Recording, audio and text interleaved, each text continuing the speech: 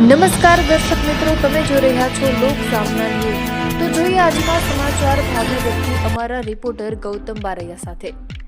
આશા વર્કરથી માંડીને બાંધકામ શ્રમિકો સુધીના પડતર પ્રશ્નોને લઈ મુખ્યમંત્રીને આવેદનપત્ર।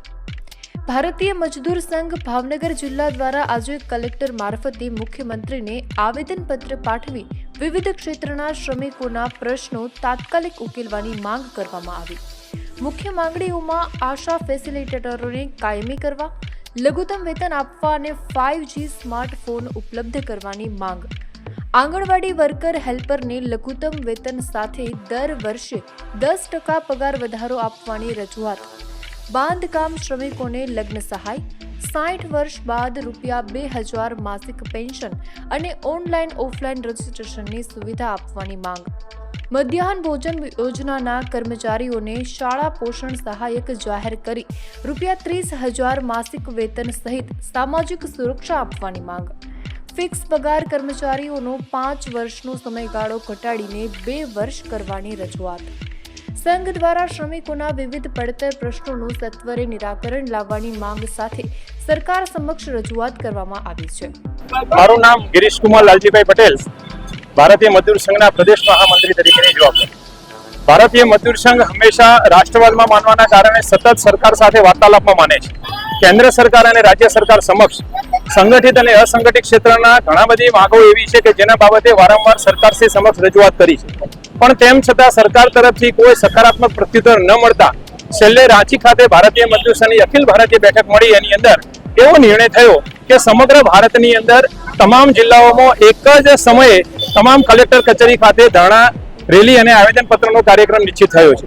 મુખ્યત્વે માંગોની અંદર સ્કીમ વર્કરમાં કામ કરતા આશા, આંગણવાડી, મિડ ડે મિલ, બાંધકામમાં કામ કરતા શ્રમિકોના માનધન વધારાની બાબતો હોય, એમની સામાજિક સુરક્ષાની વાતો હોય, સાથે સાથે 8મા પગાર પંચની અમલવારીની બાબત હોય, EPS 95ના જે શ્રમિકો છે એમનું પેન્શન મિનિમમ 7,500 કરવું, ESI ની જે લિમિટ છે એમાં વધારો કરવો, મિનિમમ વેજીસ અત્યારે આજે 18,000 મળે છે એની જગ્યાએ 30,000 રૂપિયા કરવું, કારણ કે જે પ્રમાણે મોંઘવારી વધી રહી છે તે પ્રમાણે આવા મિનિમમ વેજીસની અંદર કોઈનું ઘર ચાલે એવું નથી।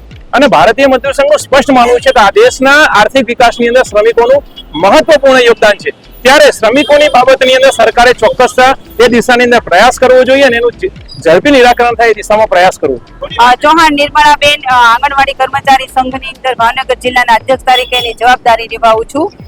સમગ્ર ભારતની આજે દરેક રાજ્યની અંદર જિલ્લા કક્ષાએ આવેદનપત્ર આપવાનું છે કલેક્ટર સાહેબને।